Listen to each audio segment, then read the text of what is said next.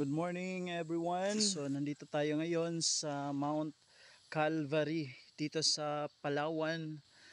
As you can see po, nandito po tayo sa lovely nature dito sa mga kabundukan, So actually ito yung convent ng monastery ng Poor Clares, ng mga nuns, mga sisters natin. Pupuntahan natin doon. Aakyatin natin yan. So ang place na to ay maganda for reflection, recollections, at the same time during sa pilgrimage. So during sa Lenten season, maraming nagsisipuntahan dito at aakyat doon sa bundok na iyon na mayroong chapel. Sa the same time nandun yung may grotto din doon dyan sa may baba. Pero doon nandun yung pinagpakuan ni Jesus. So nandito tayo ngayon dahil na-invite tayo sa Holy Mass, Novena Mass para sa kapistahan ni Saint Clare ngayong August 11. Dito gaganapin yung Mass, no? To be presided by the Bishop, His Excellency Socrates, Bishop of Puerto Princesa. Yung gawa ng Diyos, napakaganda. Ayan siya. Aakyatin natin doon guys. At ipapakita ko sa inyo kung ano ba ang mukha nitong lugar na ito. Okay guys, pupuntahan natin. Iyon yung mga brothers niya. Ayan siya. Ayan siya. Actually they're praying and meditating. And ayan, yun yung mga brothers natin. Si Brother Jasper and Brother Christian. And the other two were there. Susunod po yun sila mamaya. So guys, aakyatin natin yung lugar na iyon at ipapakita ko sa inyo kung gaano kaganda ang gawa ng Diyos. Okay, let's go! So hindi natin sila kakausapin guys because we are in a sacred space. Mga madre na ko saan, nandito din yung pinsan ko na si Melanie Asombrado. Shout out pala sa family ni Melanie Asombrado. So nandito na po ako sa kanilang lugar. Ayan. So lalakbayin pa natin yan pababa doon. So i-off ko muna guys para di tayo mahirapan sa paglalakad nito. Okay. Okay guys, nandito na tayo sa baba and here we can see the karatula, no? The chapels of monastery of Poor Clare Sisters, the missionary sisters of the Immaculate Mediatrix. Okay. So actually nandun yun sa taas yan sila. Doon ako kanina. Ayan. Doon ako kanina. So guys, ito yung Calvary. Ayun, yung Calvary. The Calvary. And here is the entrance, no? Kapag pupunta kayo ng dito sa Calvary. And dito banda is the grotto. Actually guys, may daan dito at saka doon. So uunahin natin doon at pagbaba natin doon tayo dadaan mamaya. So nandito na tayo ngayon sa kanilang grotto. Ayan. Hail Mary, full of grace, the Lord is with you. Blessed are you among women, and blessed is the fruit of thy womb, Jesus. Holy Mary, Mother of God, pray for us sinners now at the hour of our death. Amen. So napakalaking ribulto ni Mama Mary. Ano? Ayan. Our Lady of Lourdes. Ayan siya. So a little bit of sapa, mga kaparikoy. Ayan siya. Sapa, napakalinaw ng tubig. Kung tutusin, pwede sigurong maligo dito kasi galing ito sa bundok. Yung tubig na ito guys. Ayan. Malinaw. Malinaw. Ayan siya. So here, as we can see, the Rosary Hill, Resurrection Chapel, Jesus Tomb, the Black Nazarene, the Capolonga Chapel. So, Ito yung daan papunta sa taas at Rosary Hill. Ayan siya. So aakitin natin guys, pupuntahan natin doon yung Rosary Hill. Titignan natin. Okay.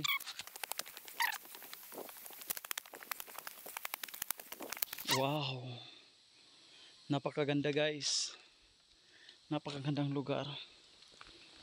Ayan. So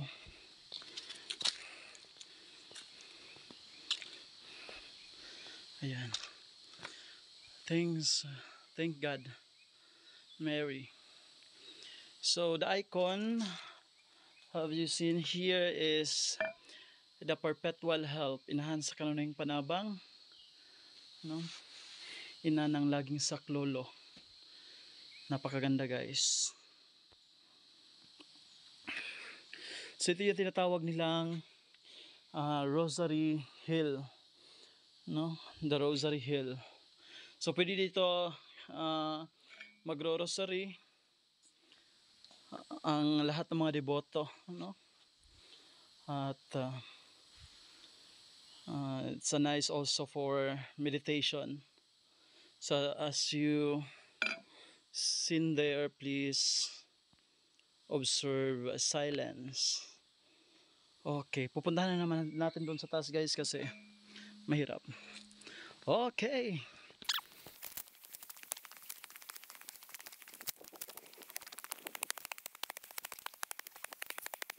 So ito guys, Mount Calvary, Puerto Princesa City, Palawan, Philippines. Okay, pupuntahan na naman natin itong lugar na ito. Siya. So dito guys, pwede kang aakyat dyan, tapos makikita mo lahat. Actually dito na, makikita na ang lahat. And then, pwede kang aakyat doon para mas makita mo pa lahat yung kayamanan ng Diyos na ipinamana sa atin. Ayan. Ito pala yung The Resurrection Chapel. Ayan, The Resurrection Chapel. Yun. So ito po yung libingan ni Kristo. Ayan. Ayan siya. Libingan ni Kristo. Ayun.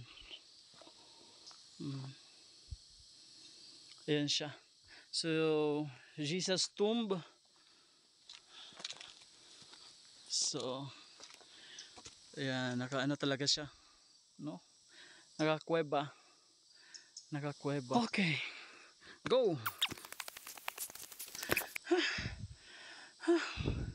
Guys, paalala ko sa lahat ng mga gustong pupunta dito, dapat lalakasan ninyo at ihanda ninyo yung mga tuhod dahil napakahaba pa ang aakyatin natin, no?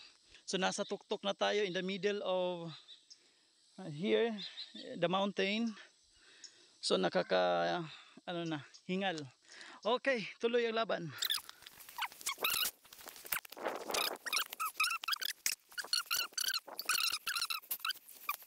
So mahaba-haba pa po ang ating aakyatin.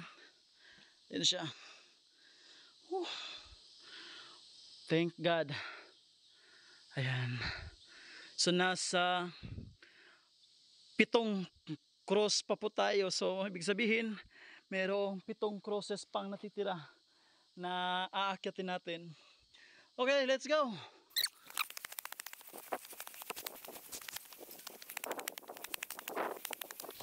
Eleven.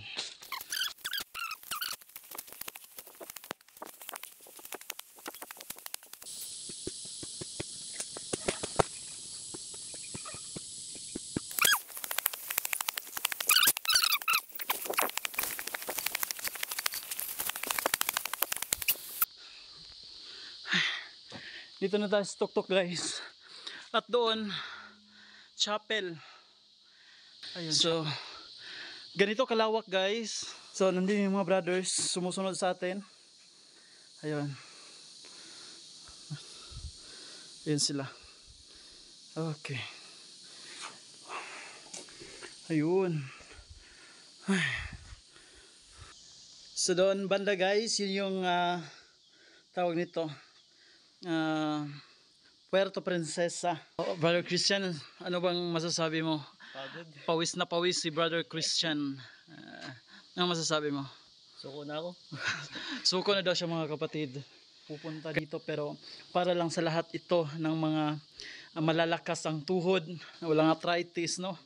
Kasi kapag ano na, mahina na yung tuhod ninyo, hindi nyo kakayanin talaga dito. Hindi nga namin nakaya na bata pa. And guys, siguro akitin namin yan mamaya-maya. Yung chapel na yan, titignan natin ang ganda ng struktura at ang loob ng simbahang. Ito na nga, na akyatan natin itong Calvary na kung saan si Jesus ay hinatulan ng kamatayan. Ipinako kasama ang dalawang salarin.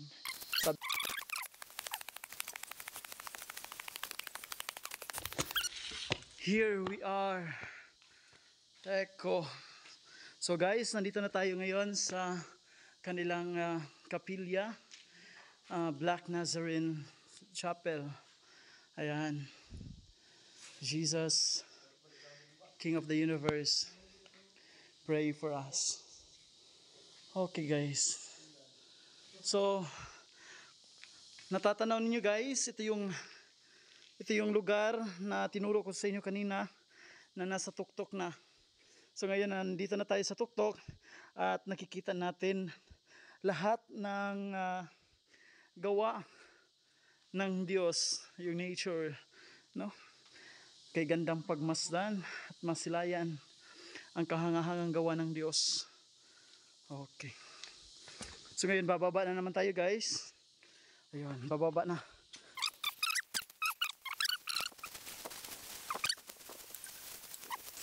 Pahinga tayo saglit dito guys.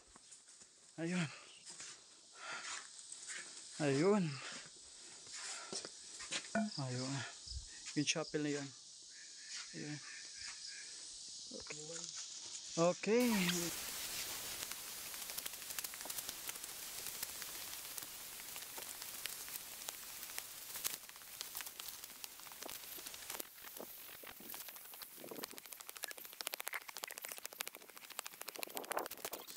So guys, wala kang ibang maririnig dito kapag ikaw ay magdadasal kundi mga huni ng mga ibon.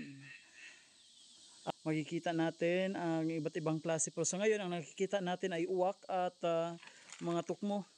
Dito din daw makikita yung kalaw, mga angry birds. Angry.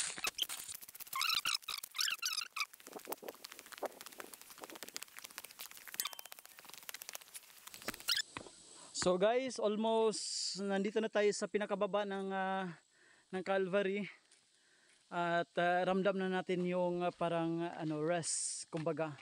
So kanina sa pag-akyat natin ay nakakapagod, pero ngayon parang nabas-bawasan yung pagod dahil sa pababa na tayo at pabalik na tayo sa ating kinaroroonan kanina. Okay, let's go again.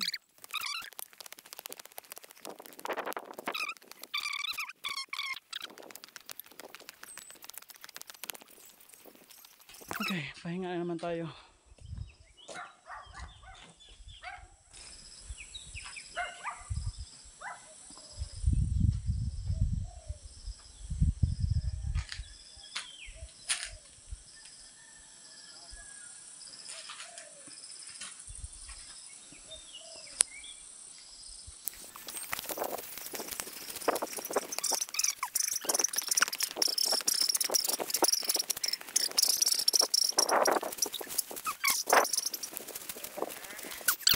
Okay guys, nandito na po tayo sa pinakababa, no? Pinakababa ng lugar ng Mount Calvary.